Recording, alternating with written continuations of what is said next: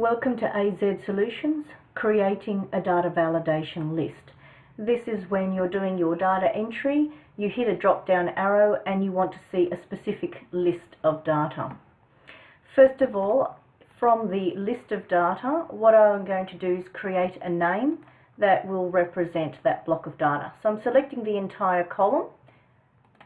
In the name box, I'm going to type in the name and hit enter. It's very important to hit enter when you're naming your range of cells.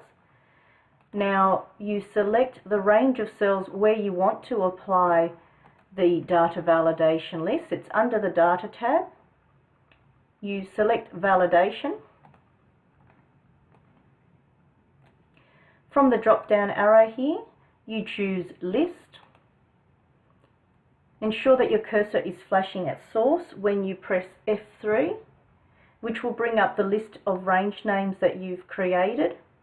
Company is our selection, so OK. Notice that it does put an equal sign there for you, and that will be important. Hit OK. So now only when you click in the cell you will see the drop down list, and that will allow you to pick from the list. Because we created a range name for that list, if we wanted to add more, we could add it here.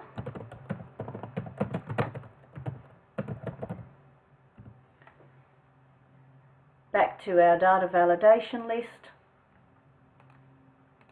and it's already added there. And that's because when we created the range name, we selected the entire column and then allocated a name, as opposed to selecting specific range of cells and then allocating a name for it.